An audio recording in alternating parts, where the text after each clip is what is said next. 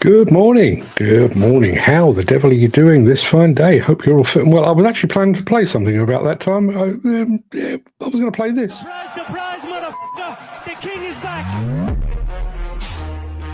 Yeah, I was planning to play that because I've been away for a few days. My apologies. Well, I'm saying I'm apologising. I'm not really. Friday last week, I was up at the Institute of Demolition Engineers annual general meeting in Birmingham.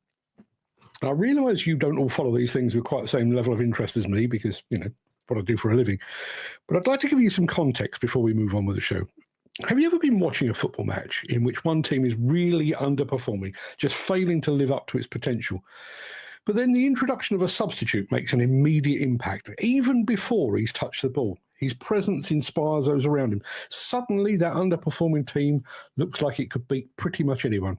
Well, that was the Adrian McLean effect on Friday last week. The moment he took the chains of office to become the new president of the IDE, there was a buzz about the place.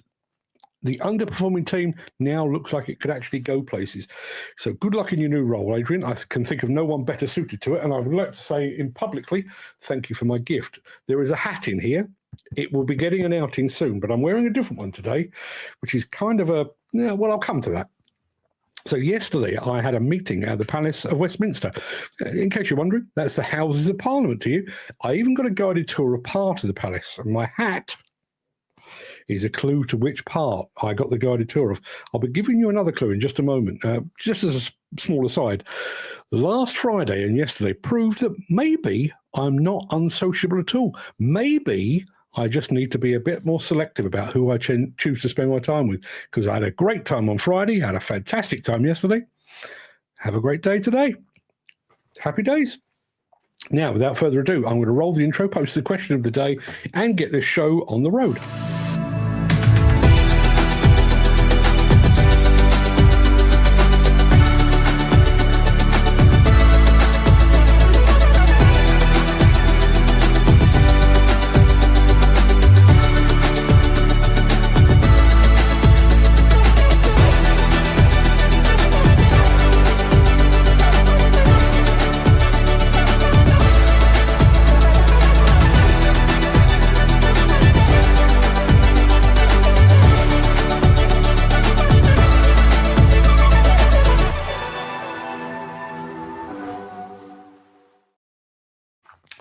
Yeah, it is Tuesday, the 19th of November. Welcome to the Breakfast Show. I am your host, Mark Anthony, the Walrus of Demolition. I'm just trying to get rid of the thing. Do bear with me just a second. In today's show, and this is where you get the other clue about where I was yesterday. In today's show, we're checking out the new PT, the new PT, skid steers from John Deere. We're handling morning wood with Powerhand. Bobcat is extending its reach into the waste sector. And NRW puts its faith in cat mining shovels. I'm not going to do that anymore. Plus, in Mark's morning monologue, I'm going to be looking at what should happen in the aftermath of a fatal accident and contrasting it with what actually happens in the aftermath of a fatal accident. So, yes, in case you haven't guessed already, I had a guided tour of Big Ben yesterday. Yeah, Big Ben. And I quickly dispel the myth. Big Ben, as most of you probably know, is not the tower, which is now the Elizabeth Tower. The Big Ben is the bell, the big bell. There are 5 bells, one in each corner, plus the big bugger, which is Big Ben. 334 steps all the way to the top. Yeah. Every bit as difficult as you would imagine, although there were staging places and got a fantastic guided tour, inner workings of the dials and the clock and everything else. Awesome. Absolutely awesome. And I did it, which made it even better. I did it with my good friend, Patrick Williamson, the former NFDC convention chairman. And I've known Pat for years, and he and I have something almost unique in common. We have both been ousted by the NFDC, not once, but twice. So meeting up at the House of Commons, the spiritual home of duplicity, political manoeuvring and backstabbing, just seemed entirely appropriate. So thanks for a great day out, Pat, and thank you indeed for my very, very splendid hat. Got a new hat yesterday, got a new hat on Friday. This is the hat from yesterday. So I'll show you the other one in the fullness of time. Let's have a look. Who do we have here? Ken Hatcher says he has weather. Yeah, I know Dan Cullen said, where was he? He said, lovely and cold here. It's cold here, but it's also very, very wet. Good morning to 10 Star Simulation over on Instagram while you're here. Let's have a look. Let me just quickly run back through here because I know there's Dan Cullen. I already mentioned Dan. Gary Muirhead. Now, Gary Muirhead, I think very, very nicely. Now, is that the right? Bear with me for 1 second. I wonder if that's the right version of this. Hang on a minute. That's the one I was after. Yeah, now you can, for those of you that watch this show on a regular basis, normally whenever Gary's name is mentioned, there's a big Steel Wrist logo. But there is Gary and his good lady wife, Christine. Good morning, Gary. And good morning, Christine. I know you're probably not watching. I'm sure you've got better things to do, but good morning to you. There's Mark Whiting, who apparently is an excavator, possibly. It's hard to say, but I think he is. There's Gary saying good morning to my good lady wife, who is very, very poorly at the moment. She's been taking care of her mother, who has been struck down with either COVID or flu, or quite possibly both. And having done that for the past week, Ruth's now got it as well. There's Dan Cullen saying, lovely and cold here. I don't mind cold and wet I could do without. Let's have a look. Dan Cullen saying, nice. Chris Ford says, beginning to look a lot like Christmas here, at least the yard study. You got the snow, have you? We're supposed to be getting some on Thursday this week. I'm not hopeful, to be perfectly honest, because it's very wet out, and any snow that does land, I think, is just going to dissolve. Now, our question of the day, which I'll repeat in just a moment. What is your favourite sleeping position?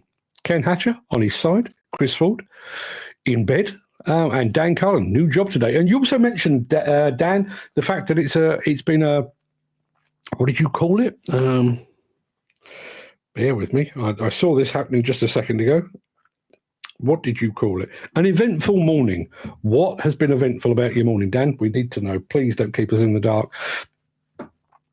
Morning, says Jim Turner. Would love to go up the clock tower, been up Cologne Cathedral and St. Peter's Basilica Dome, both a fair few steps. Yeah, well, we actually got a warning. Well, I was invited by email, and we actually got a warning in advance to say it was 334 steps. And I must admit, I did think it was going to be quite daunting. The stairs are very, very steep, but what I would say, I managed it perfectly well. Yeah, I had a quick blast on the Ventolin inhaler before I did it, just to be absolutely sure.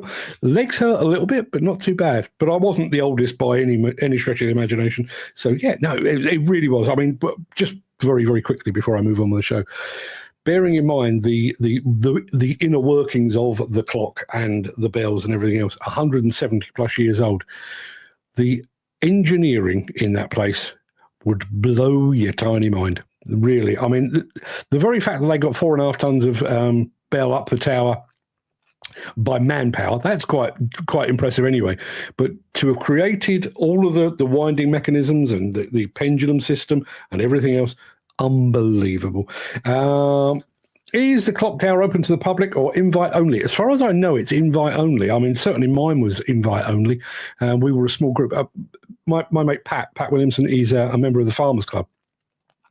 And there is a link between the Farmers Club and the King, and also with the Houses of Parliament. And, you know, that connection basically got us an invitation. We were supposed to do it earlier in the year, but Pat had an operation to undergo, which he's thankfully fully recovered from now. So, yeah, we got to do it yesterday. And it was fan-dabby-dozy. If you ever get a chance, I really, really would recommend that you get along. Ken Hatcher says, I was up near you on Saturday, Mark. Shinfield Studios, top secret Toyota Day. Top secret, and yet you're telling us about it. We'll put it this way, nothing moved on site. Everything decided to shit its pants. I've had mornings like that. Now, we've told you what's coming up in the show, so it is time, I think. Now, what have I done? Have I done all the things? I think I've done all the things. So shall we show you the mystery machine? I think we probably should. And let me get to the right place, which is not there. It is here.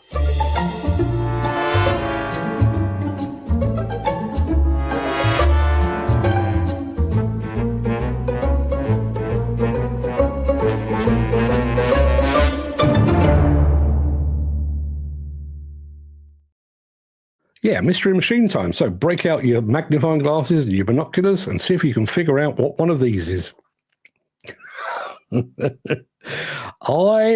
Listen, I'm not an expert on these things, but I'm not entirely sure that the person that designed the machine could have identified it from that. We will reveal more in the fullness of time, but while you're trying to figure that out, let me take that away, because I am going to very quickly remind you of today's question of the day, which looks a bit like this.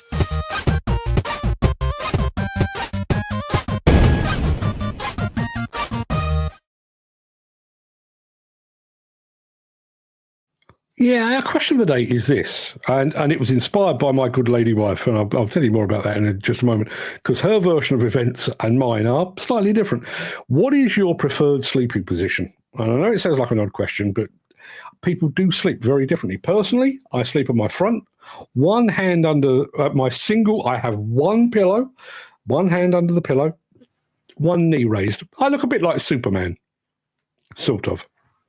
Now, my wife, where is she? She claims she sleeps on her stomach, one arm up, one arm down, one leg bent, one leg straight, which is true for part of the night. However, what she doesn't mention is the fact that she has 3, sometimes 4 pillows, and that she sleeps with her head back like this, like she's barking at the moon. But what about you? What about you? How do you sleep? Well, I hope, but let me know how you sleep, what position you adopt in bed. Now, Dan Cullen has taken a wild stab at our mystery machine. He reckons it could be a Cat D6N. It is not a D6N. It is not a dozer. It is not a cat. Apart from that, Dan, you're very, very close. Let me show you a bit more to be going on with. There you are.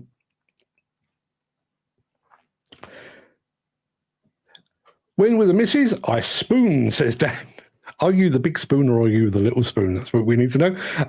On my own, I sleep all spread wide open. There's an image I could probably have managed without this morning. Dan, spread wide open. Thanks for that, Dan. Right, let's get the show on the road, shall we? We're going to start with a bit of this.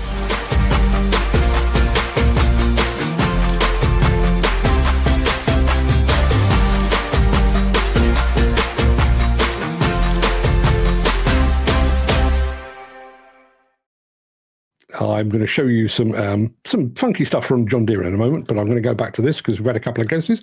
There's Dan Cullen going for a Cat 944 track shovel.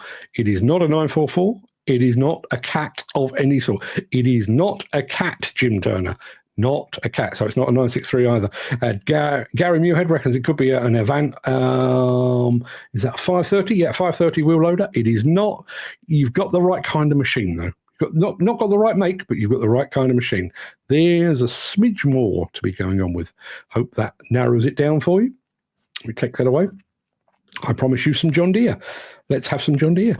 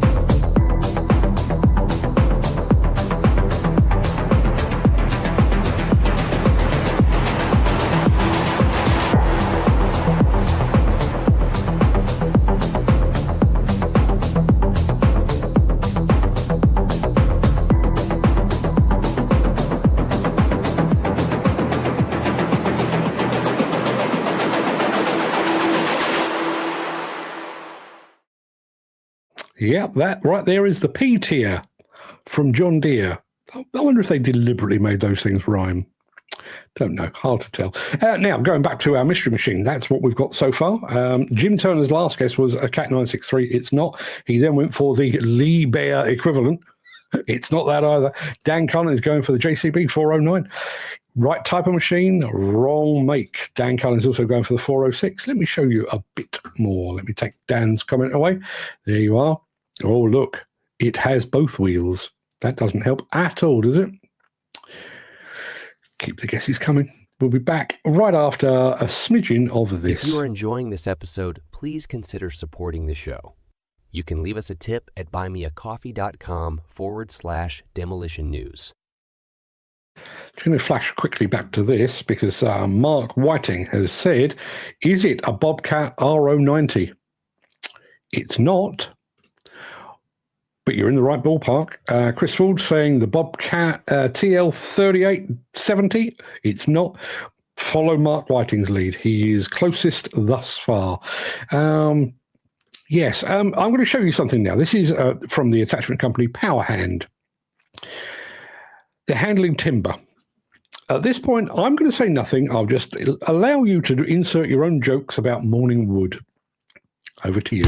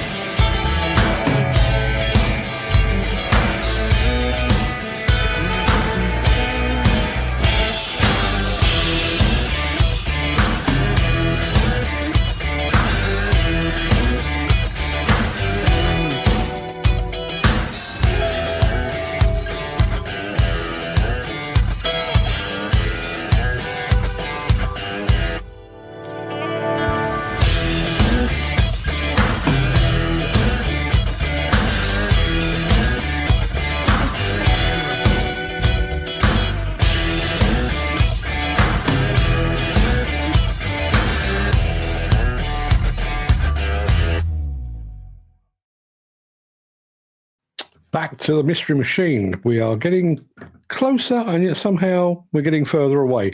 So Mark Whiting set us on the right path with that. Dan Cullen copied him and then decided to home in a little bit more with the when I can get it to play. He said the Kubota R630. It is not one of those. Christopher going for the Bobcat L85. It's not. Gary Muirhead go for the Alza T235H wheel loader. It is not. Mark Whiting and Dan Cullen are the closest so far. There's a bit more to be going on with that colour. Probably at this point should be a pretty big clue, I would say. We take that away. What have we got up next? Oh, I know what we've got. Somebody just mentioned Bobcat. We're going to be back in just a moment with Bobcat.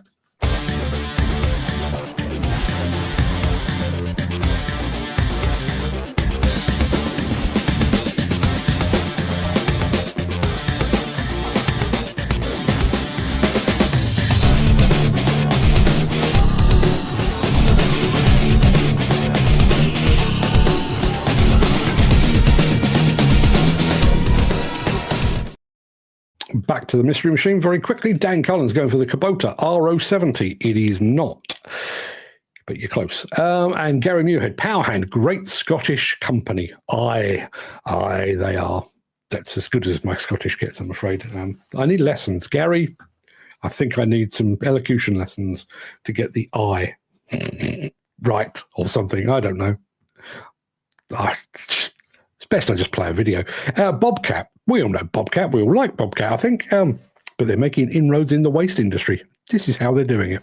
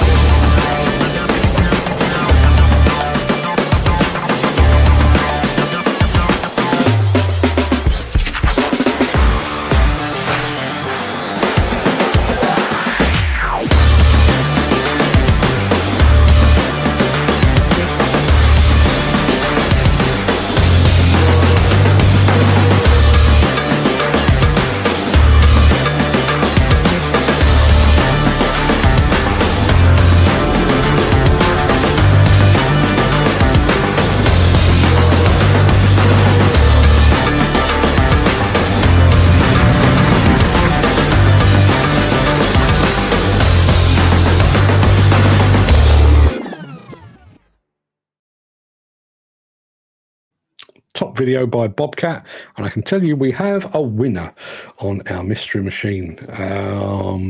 Chris Ford was guessing the Kubota R64. It is not one of those. Mark Whiting went for the Kubota R540, which is pretty damn close. But the winner with the chicken dinner is Dan Cullen. Dan Cullen with the correct answer, which is a Kubota R430. Let's have a look. There we are. That's what it looks like. Don't see too many of those around. Well, certainly not in construction circles, but that is what it is, a Kubota R430. And let me put Dan Cullen's name against the list there. Let's have a look. We've had a comment here. Let me take that away. I had a comment here from Yvonne Waterman. Good morning, Mark. Will you be joining the European Asbestos Forum and Conference in Brussels? Demolition asbestos very much intertwined during the next decades. Yvonne, we need to have a chat about that because I get paid to do these things. Is there budget available for that? Let's do it offline. I don't want to do it online because I'm English. I don't talk about money in public, but yeah, let's have a chat. Let's see what we can do together. So yes, Dan Cullen, congratulations. We have, I think, one more film. Do we have one more film? I'm fairly sure we do. Let's have a look.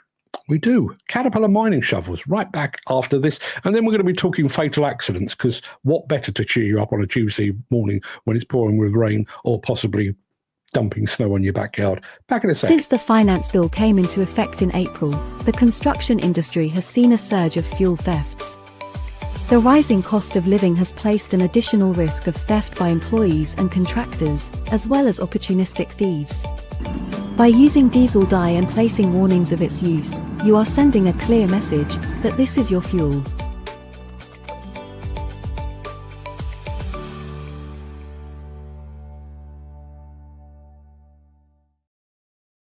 Yeah, Caterpillar mining shovels. Something cheery to look at before I get into fatal accidents and really ruin your day. Here we go. NRW provides a broad range of mining services for Carrara Mining Limited. Typical mining services include load and haul, drill and blast, and crusher feed. Carrara is much like a typical mining operation, but there is some of the key considerations are the hardness of the magnetite mine that we need the plant to be able to deliver.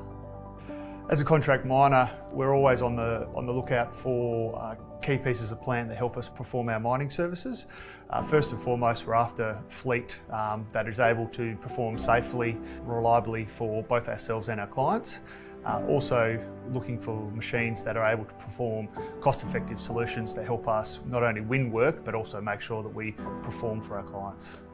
Consideration was given to the Caterpillar 6060 face shovels for a number of reasons, not only because of the safety and the operator comfort and performance, but also the 15% fuel burn was a big consideration. The availability and the ongoing support through WestTrac and Caterpillar, but also the size and the productivity of the face shovel made it a really easy decision to be able to offer the client a lower unit rate and in turn help us secure the contract.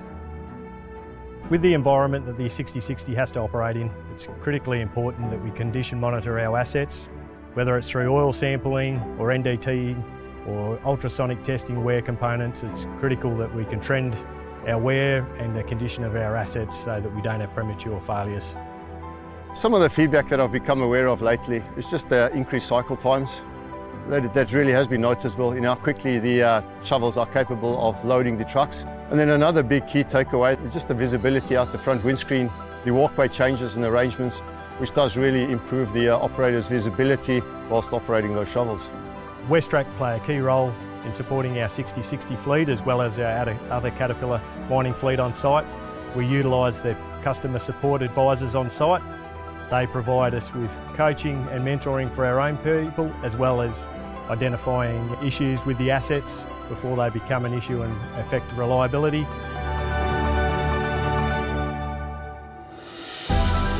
Working with Carrara Limited using Caterpillar and WestTrac 6060s, we both have confidence in the product that allows us to not only ramp up and start the project, but as we go through, has certainly allowed the relationship between Carrara and NRW to flourish as we safely deliver their project for them.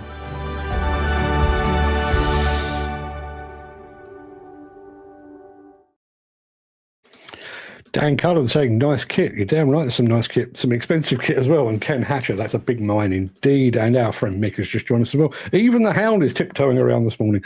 I'll be doing the same, mainly because my wife is laid up in bed. Anyway, that just about wraps up the main part of this morning's show. I'm going to roll the outro in just a second before leaping gazelle-like over into my morning monologue. If you can't stick around for that, do please stay safe. Look after yourself, your family, your friends, and your colleagues. Stay warm, stay dry. Yeah, just stay indoors if you possibly can. Hope to see you again very soon. But if you do have the time and the inclination, I'll be back in just a moment after this.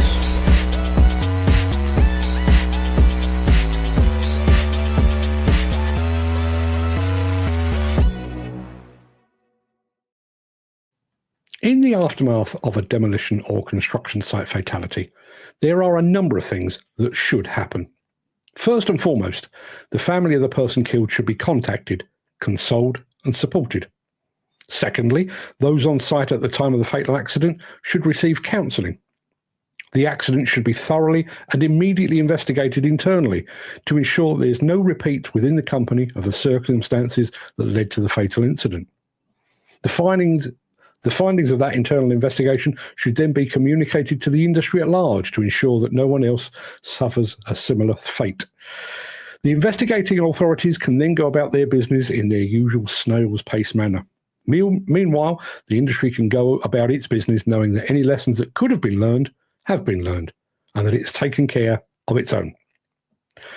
That's what should happen in the ideal world. But the fact that people continue to be killed in the line of duty on demolition and construction sites proves beyond all reasonable doubt that we do not live in an ideal world. So rather than what should happen, now let's take a look at what actually does happen. And just so you know, the things I'm about to say are not a fever dream or something created for editorial expedience or journalistic license. They have all actually happened. First and foremost, since the victim is no longer with us, there is no scope for negotiating an off-record agreement whereby the injured party takes a vow of silence to minimise paperwork and administration and any closer scrutiny from investigators. No RIDDOR report means the company can continue to claim an unblemished safety record. Can't do that when there's been a fatal accident. In the event of a fatal accident, the family of the worker killed is often lied to. They're told one thing has happened when it turns out that something entirely different happened. Either that or they're kept entirely in the dark. Those same families are often consoled initially, but any compassion slowly ebbs away. As for support, and I mean both emotional and financial, that is offered, sometimes provided, but generally with a bunch of caveats and contingencies. Any such support also quickly vanishes. Grief, loss, and the hardship of losing a loved one and a breadwinner, they last. Support, meanwhile, is often fleeting. Fellow workers are offered counselling having witnessed an on-site fatality, but there's an almost constant reminder of the need to get back to work because, as we all know, time, tide, and construction waits for no man. And it's at this point that the real process moves contrary to the ideal process. Rather than seeking to reveal the root cause of the fatality, there is a concerted effort to conceal it instead. And if the cause can't be concealed due to the presence of a paper trail or worse still eyewitnesses, then there's a concerted campaign of obfuscation. The incident was an act of God. It was caused by inclement weather. It was the fault of someone else. In fact, any explanation will do so long as it doesn't contain the phrase, "We accept responsibility." Yet even this is a cover, an act of subterfuge to distract from what is going on behind the scenes. Because while the first thoughts of most people experience a fatal accident firsthand is to call medical assistance, the first thought when this happens in a demolition or construction environment is to call a solicitor to minimise the financial impact of the accident. By some weird quirk of coincidence, the company involved in the fatal accident starts to leak assets, often to an existing company or sister company rather, or to a new operation that suddenly springs up out of nowhere.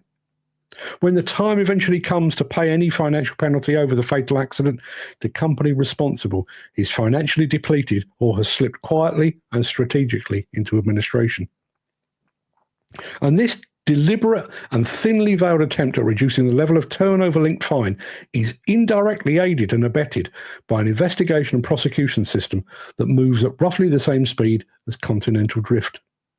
By the time any such incident comes before the courts, those responsible have shuffled the corporate deck to ensure that the company involved is all but worthless and therefore unable to pay the level of fine that would normally be expected. Of course, while all this is going on, there is no sharing of information, no wider learning. We're told that all information is kept away from the public gaze to avoid prejudicing any subsequent prosecution that might follow. But apparently terms like preliminary findings and non-disclosure agreements are unfamiliar to those in the demolition and construction sector. So rather than doing what's right by bereaved families and by workers, rather than doing what's right by the industry sector, and rather than doing what's right morally, many demolition and construction companies, deliberately or otherwise, do the direct opposite. As a result, families continue to grieve. The industry fails to learn. Sites remain hazardous. And worst of all, men and women continue to die. There you are. That's my thought for the day. What have we got over here? Dan Cullen saying, now, this is a good point. Dan, thank you very much indeed. When are we going to meet you and Mick? We need to get a date because, Dan, it occurred to me after I had a couple of days away that I've still got this, which belongs to you, my friend. That was your prize for the Mystery Machine League table last month. I think now we're very close to getting together. I'll bring it, give it to you. How about that? Jim Turner, going back to our question of the day, not fussed. I can sleep on a washing line. According to my missus, as soon as my head hits the pillow, I'm gone. But I'm a wriggler. I dream a fair bit too, so I can be an active sleeper and talker. Can be fully asleep with my eyes open. I've dreamt whole films up in a night's dream. One of my mates used to sleep with his eyes open. Remember being night fishing with him. I could hear him snoring. Had a look. This is on the riverbank. No tents or anything like that. He was just laying on the riverbank. Eyes wide open, but snoring. Yeah. Do you know how we woke him up? One of us caught an eel, cut its head off and put it on his chest. Because that's what you do to friends. Dan Clark says, save the postage. Yeah, we can do that. Fantastic stuff. So, yes, going back to this business of the reaction to fatal accidents, and there's lots of stuff there. We've had offers of compensation and what have you to often bereaved wives, that he's either removed very, very quickly, isn't fully fulfilled, or comes with a bunch of caveats. Don't talk about this in public, don't do this, don't do that, and you can have some money, which should not be the case. But the one that really does get my goat, and I'm seeing it increasingly, there was one just last week where a company has a fatal accident. And lo and behold, by the time that fatal accident actually comes to the point of prosecution, it goes through the HSE investigation process. It then goes to court. By the time that happens, the company no longer exists. Or if it does exist, it is so depleted because here's, Fred Blogg's Demolition, but Fred Blogg's Demolition starts to move its assets over to Fred Blogg's Demolition 2024. So the company that was responsible at the time of the accident gets smaller and smaller and smaller, while the one over here gets bigger and bigger and bigger. So when the shit hits the fan and somebody decides to levy a fine, fines are very often linked to turnover. All of a sudden, this company that was turning over 100 million, 20 million, 10 million, 2 million, 500 grand, £100,000, there's no money left. And it's deliberate and it is strategic.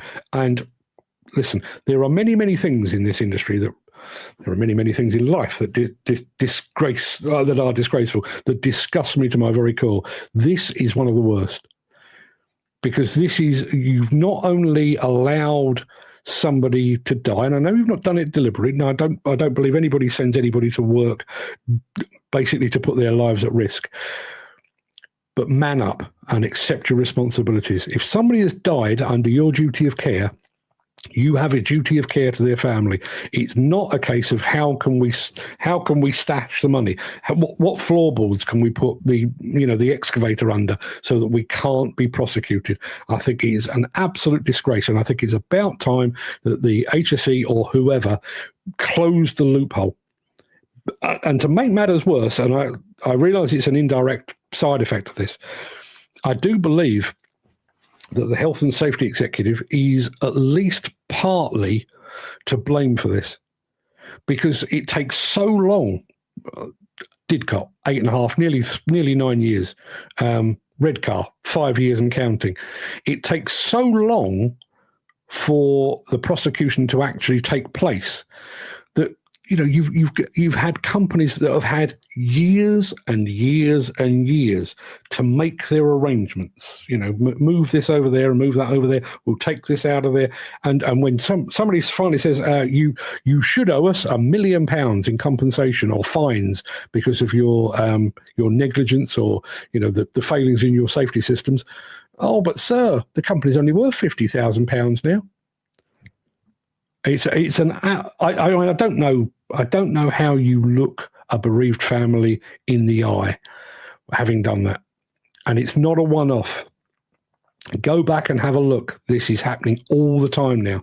Dan Cullen says, Mick says, very poignant words, Mark. Also, very sadly, the truth. Yeah, it is.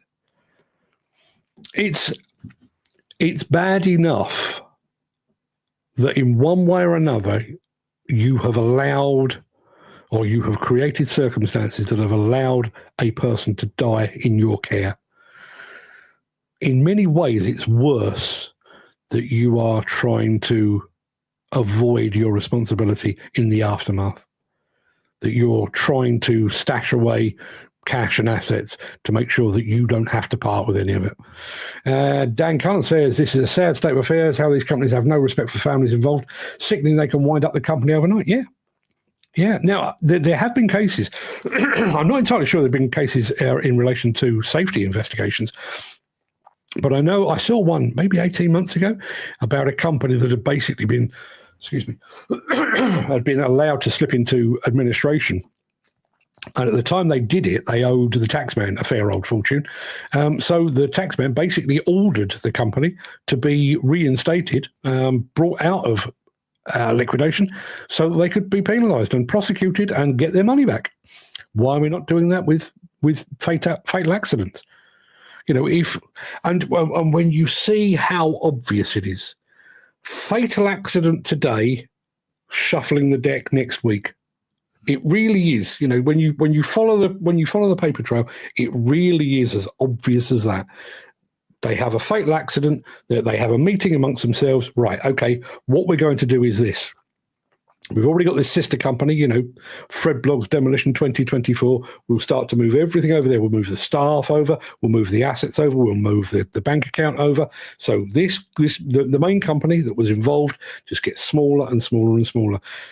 And they've got plenty of time to do it. As I say, in the event of Didcot, 9 years. In the event of Redcar, 5+. And these are not isolated incidents. There are lots and lots of fatal accidents. And by the time we actually get to court, often the company that was actually directly involved no longer even exists. Why don't they hold people and management to account and make them pay? They shouldn't be allowed to run a company ever again. I did a poll on this the other day, actually, over on our YouTube channel. Because we were talking about the number of people that seem to be able to fold a company and then either go and start a new one, or they are part of the leadership, the management and directorship of a failed company, and they walk out of one high-paying job straight into another one. Should we not have some sort of, point system that follows them around? For example, and who am I going to use? I'll use Dan. Sorry, Dan, but I'll use Dan as an example. If Dan turned up for work drunk, I'd like to think that somebody would have the good sense to record that and put it on some sort of record. Now, I realise that's not how it works. But then if Dan then joins another company and they can look at it and go, this guy's got a questionable track record. Now, let me be absolutely clear here. Dan doesn't do that.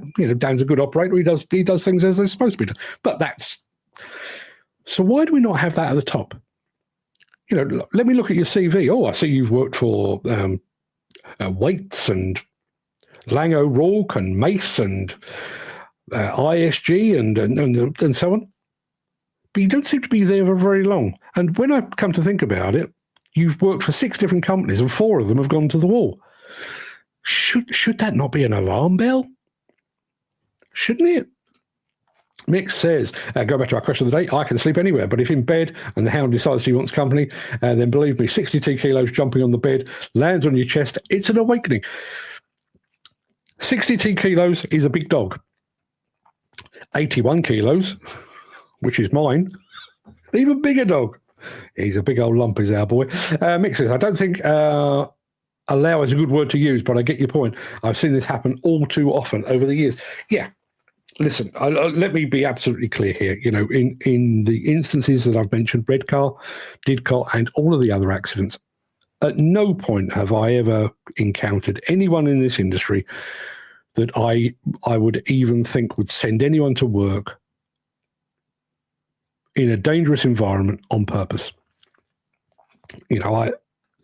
There are some crappy people in this industry and some lovely people in this industry, and I've been lucky enough to spend some time with them over Friday and Monday. But there are some crappy people in this industry, but I do not believe that anyone in this industry is setting anyone up to be injured or died, or to be killed, rather.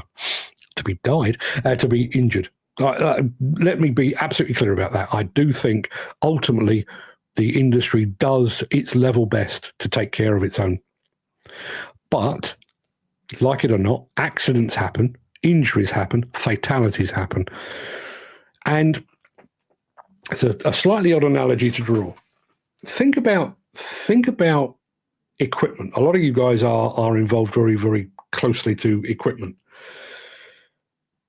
I think when you scratch away the paint and have a look under the bonnet, there is not much to choose between a 14-ton class JCB excavator or a Hitachi or a Cat or a Komatsu or a Liebherr or a Volvo or a Devellon or a Hyundai. They're all pretty much of a muchness.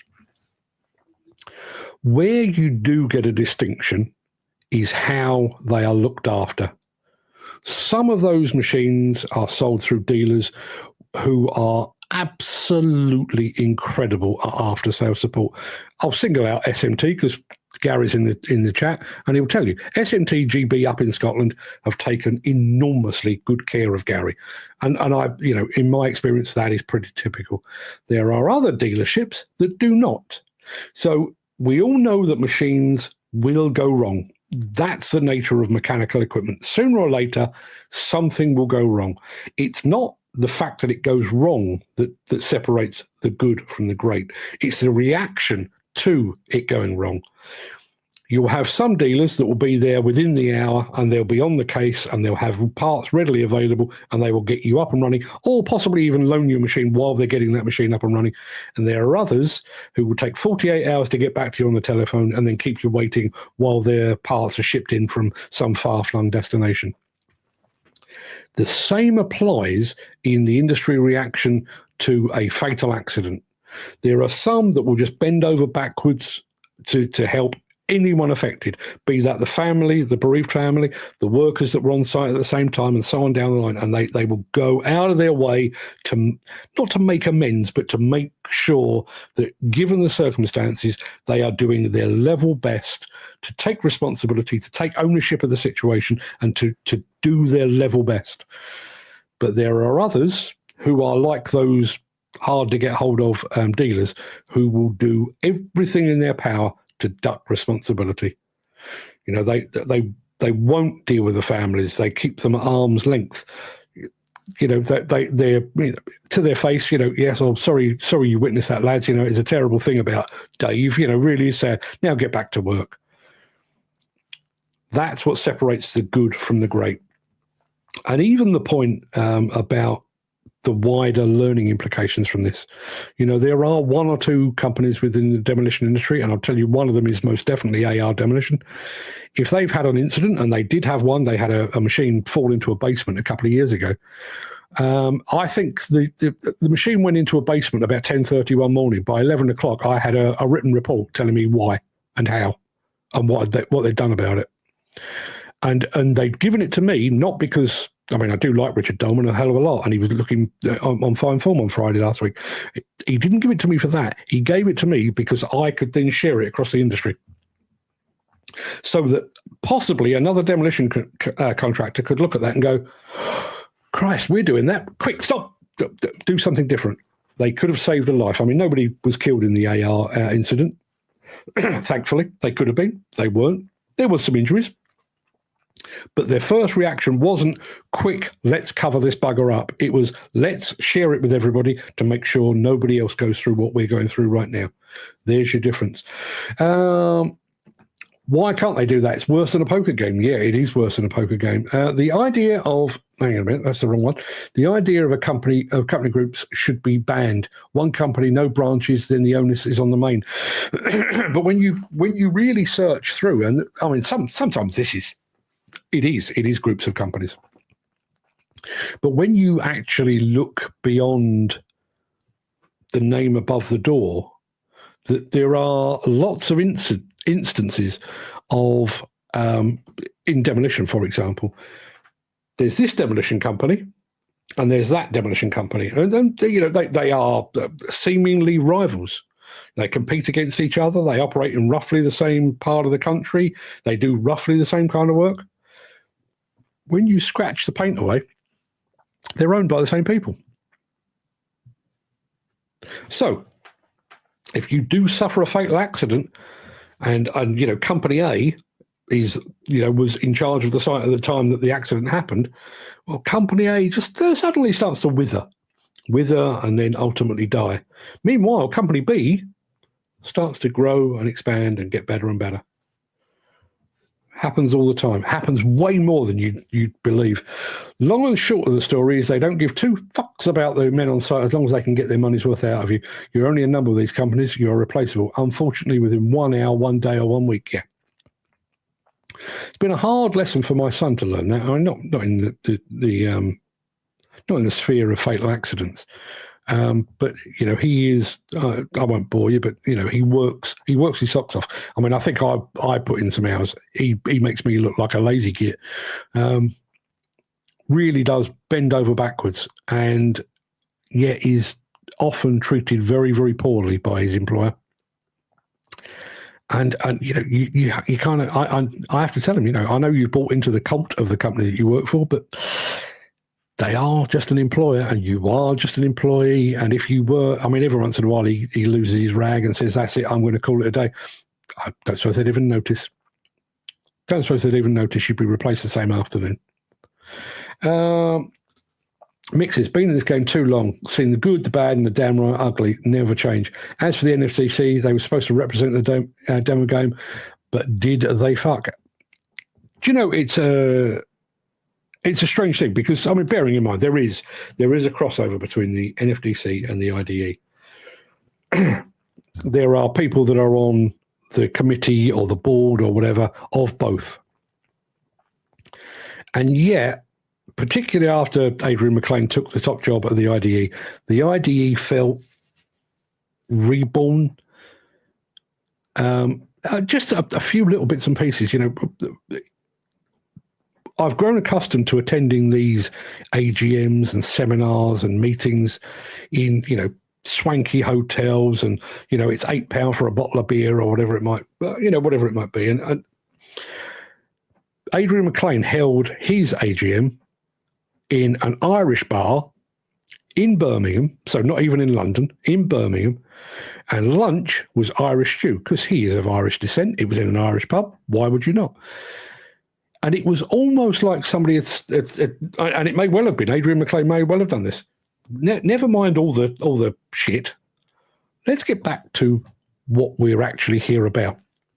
And when I mentioned it to him, he actually said, none of us are more than one generation away from the working class. In truth, and I know some people in the industry have ideas of grandeur and delusions of grandeur, but if you're working in demolition or you're working in construction, you are working class. You may drive a fancy car, you may have a house with a swimming pool, but ultimately you're of the working class. And that surely is what the IDE should represent. I mean, to my mind, the NFDC should represent that as well. I don't believe it does. That's a whole other story. Incidentally, just as a small aside, I had a connection request from somebody at the NFDC yesterday. Not going to name them, but if you're watching this show, are you kidding me? Are you actually on a wind-up? Just for the record, I'm quite picky about who I follow and have follow me. You wouldn't make the cut, trust me. Dan Carl says, this industry is fucked. As a survey shown in comparison to 20 plus years ago, there is more accidents per annum, which is unbelievable. Even with the safety and technology of today, still not lowered. No, and I think we work faster these days. I think there is this determination for constant productivity, and I think that's a contributory factor. I think the fact that the health and safety executive is slow and toothless, underfunded, undermanned, I think that's another point as well. But I think it's coincidental. I mean, I've not seen the survey to which Dan is referring there, but I don't think it's any coincidence that 20 years ago, we were putting in place systems to address health and safety. You know, we were still insisting on sight boots and hard hats and high vis and glasses and gloves and all of the things that go with it. I think we're at the point now where we've gone beyond that. I think there are two things. I think we are too busy just talking about health and safety as if that's some kind of cure, some kind of panacea to our health and safety issues. And I also wonder if those on site, the men and women that are actually on site, have just become completely fatigued and numbed to the health and safety message that they, because there is this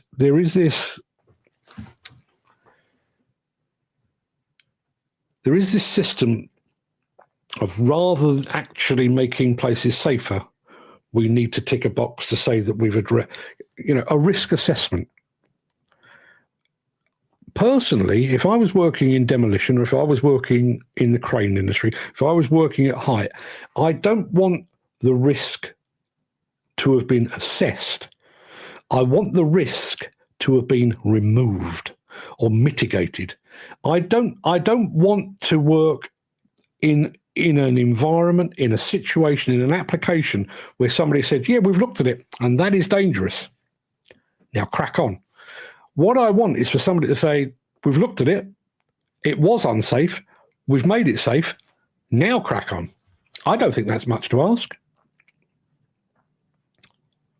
And yet, we live in an age of risk assessments. I'm sure I've used this analogy before, but I'll throw it in again. You're walking down the road, okay? And you come across a manhole, and the cover has been removed and put to one side. So there's a great gaping hole in the pavement. Now you, an elderly person, a small child, a passing dog could fall down that hole. So what do? Do you put a bit of tape around it, say warning, manhole cover? Do you stand there and say to people, I've assessed this and it is dangerous? Or do you grab hold of the manhole cover and put it back over the hole? Because the first two of those will not actually stop anyone from falling down the fucking hole. The last one will. I always go back to this. Supermarkets that put out wet floor signs. Rather than putting out a wet floor sign, make the floor fucking dry. When you see a car that's gone off the road and it's covered in blue and white tape, police aware. In order for that tape to be there, one or multiple ROSers have been out to that car. While they were there, why not put a bleeding a tow cable on it and pull the bloody thing away.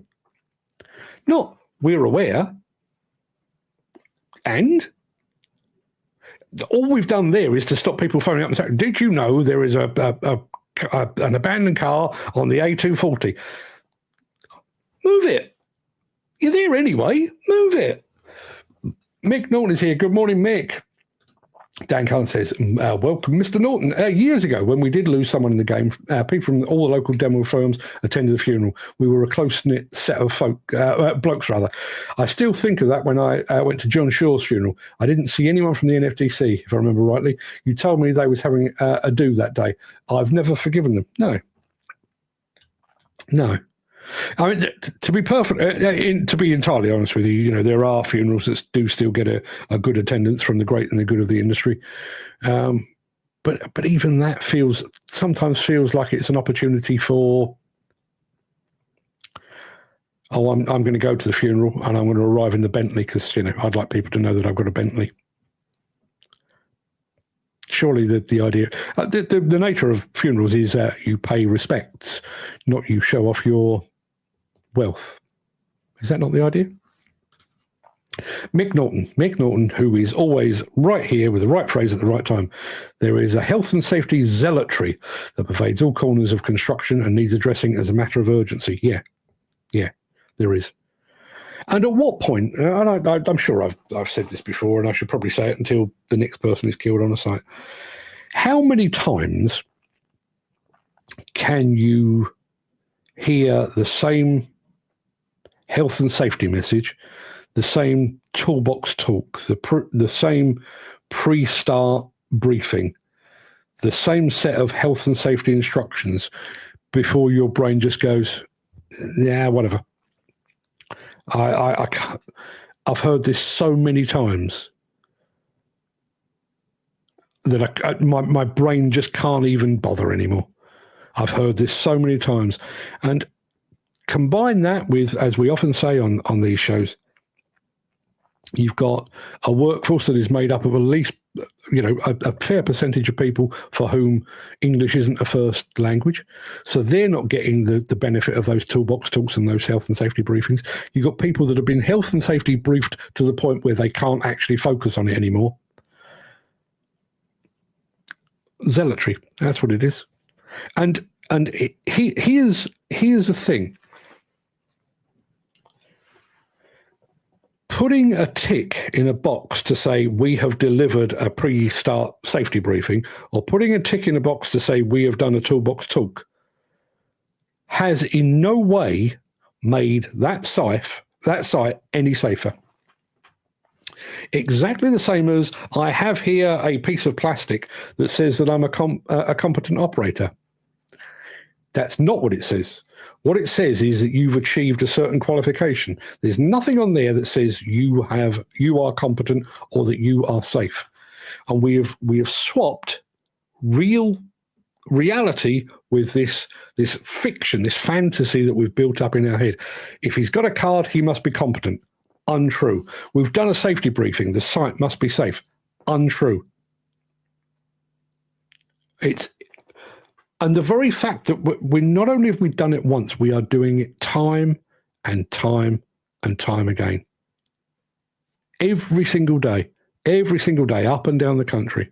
And then when people are killed, when people are maimed, when people are injured, rather than accepting responsibility, there is this move to do everything, absolutely everything in your power to ensure that the financial impact on you as a director or you as a company is minimized. I mean, go back, I'm sure I mentioned this publicly, but I want to do it now. Anne Mackay, her husband John was killed up at Redcar. She was told by he was working for an access platform company. She was told that they would fund John's funeral, which, fair play. I think that's a decent thing to do. But then their supposed head of human resources said to Anne, we'll fund it, but we don't expect piped bands or anything like that. In other words, we'll fund it, but there's a limit. Don't Don't go for the expensive option. Hang on a bloody minute. He died in your care. If Anne Mackay wanted a bloody bagpiper at his funeral, fucking good luck to her. If that makes her feel better. I lost count of how many sites I've been on. Not seeing the HSE do a random visit. Always word out. Health and safety guys coming. Tidy up, put barriers in place. Yet next day it's back to square one. Again, unbelievable. These method statements, no matter what company, are the same. Yeah. We were talking. I had a long chat with a lot of people on Friday last week, and we were talking about not just that, but also talking about the NFDC site audit scheme. So sites are audited. If you're a member, it's a prerequisite that your sites, I think it's one or two or possibly even more than that, are audited by an independent third party to get your membership. And then I think you are required to submit one or possibly two a year to sites to be audited to maintain your membership. But you know in advance they're coming. And that's exactly, I mean, even to the point of, you know, we've said this in the past about things related to drugs and alcohol. If the occupational nurse turns up at random and just does a test, she'll get one, or they will get one reading. If they turn up announced, you know full well that, oh, you know, we can't have Bob here, because Bob likes a drink at the weekend and she's coming on Monday. So get rid of Bob for the day. I'll tell Bob to have a day off so that we get a clean bill of health. And then the following day, Bob's back, still tanked up. What has that achieved? It's achieved nothing. Jim Turner, it's because we now live in an arse covering and sticking plaster generation. Why do something properly and efficiently when they can get away with doing a half-arsed job? As I always say, not enough people get sacked nowadays. As if they did, they'd either sharpen themselves up on the next job or leave the industry and make room for someone else, or not bullshit so much at the next crowd and go in at the level they really are. Yeah, you're absolutely right. I get a lot of emails. As you probably imagine. I get a lot from, you know, equipment manufacturers and demolition companies and construction companies telling me what they've been up to and what they've done and various other bits and pieces. But the number of emails that I get that are basically arse covering, as Jim has described it, there is a thing going on and there are numerous stakeholders involved, you know, be it, you know, me or a manufacturer or a dealer or whoever it might be. And the person that has received an email and they have decided to send it to me and half a dozen other people purely to prove that they have seen the email and they have actioned the email. They haven't done anything with it. They haven't moved the needle. They haven't moved the program or the protocol forward in any way. All they've done is, if I circulate this to everyone, people can see that I've handled the email. You've done fuck all, pal. All you've done is hit forward. That's not changing things. Jim, I agree with you entirely. One of the heads of the HSE a few years ago says, Mick, we set the rules and guidelines, but too many in-house safety people exaggerate and add their own rules. This impedes the working of the HSE, what we're trying to achieve. And she was a woman who knew what she was saying. Think about that in the wider context. We've mentioned this with competence cards, training cards, qualification cards. They exist, and yet we've got contractors out there that are doing their own versions, or they're vetting people, and they're doing their own vetting system. They have so little faith in the card scheme that they vet them themselves. Okay? You've got a situation, we have these things, pre-qualification questionnaires. So if you are going to be on a tender list for a company or for a particular job, you have to fill in a PQQ. Now, there was a standard PQQ, just a standard form, and it's things like, you know, what's your VAT number, what's your insurance details, what's your head office address, your head office email, so on down the line. You know, they're all fairly straightforward. There was a form. And yet, all of the major contractors went away and said, yes, but we'll have our own form. So as a result of that, rather than just being able to fill in a form one time, if you are the sort of person that works for all of the tier one contractors, you need about 57 PQQs. Or you end up going to somebody like Builder's Profile, who have got a system whereby you fill it in once, but then they modify it to suit one form. We could have had one form.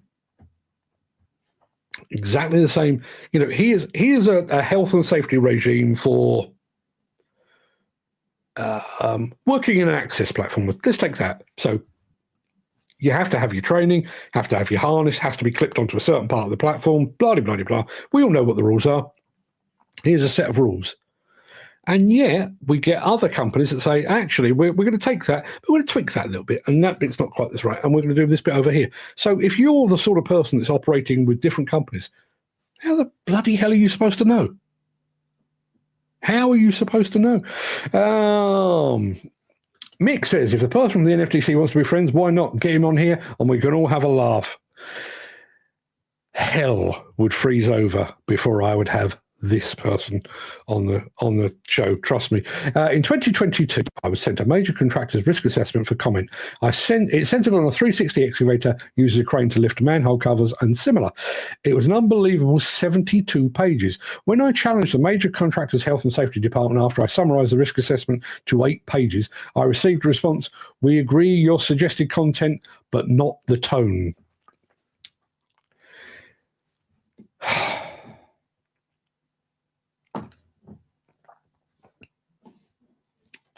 Oh, for crying out loud. Now, talking about cards, as we sort of it's the actual in Ireland. You must hold the Sholas card, is that what it is?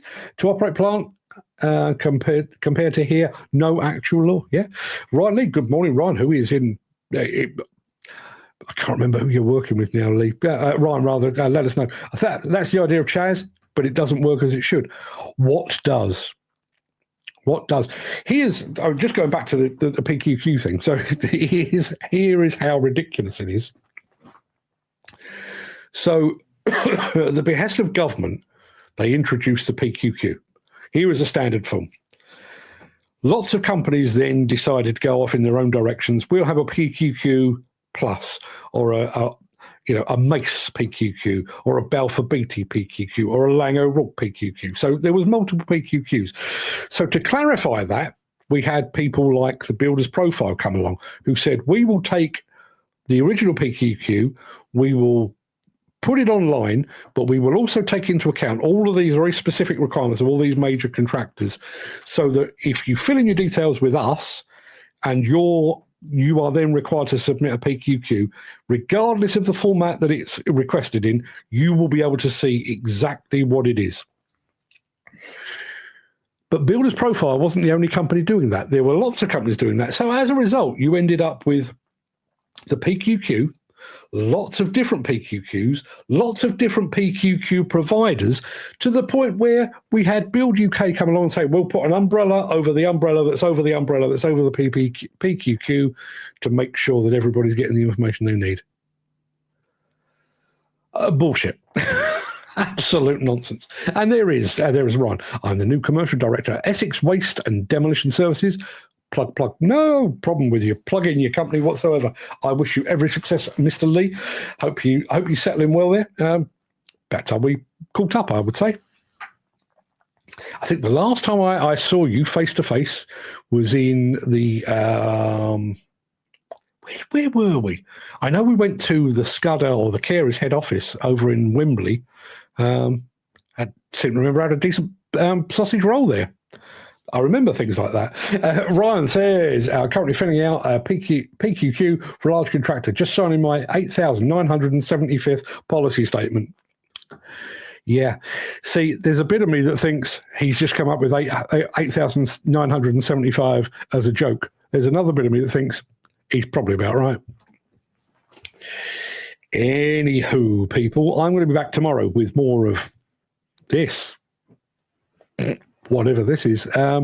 Tomorrow, I'm going to be talking about the relationship between, but back to tier ones, actually, tier one contractors and those that work below them or for them, and how that differs when times are good and when times are bad. We're doing that tomorrow. In the meantime, everybody, please go and have a good day. If you have got the snow, be careful. stay warm. If you've got the rain, stay indoors. Whatever happens, I'll see you tomorrow for more of the same. And Dan Cullen says, have a great day. Hopefully, we get to work. Missed that comment, Mark. Scudder, last time I saw Claude Brown was when he did my assessment. Funnily enough, Claude Brown came up in conversation with when I was with Pat Williamson yesterday, because Pat's links to the NFTC go back an astonishing 44 years. I've interviewed Pat, just to be clear.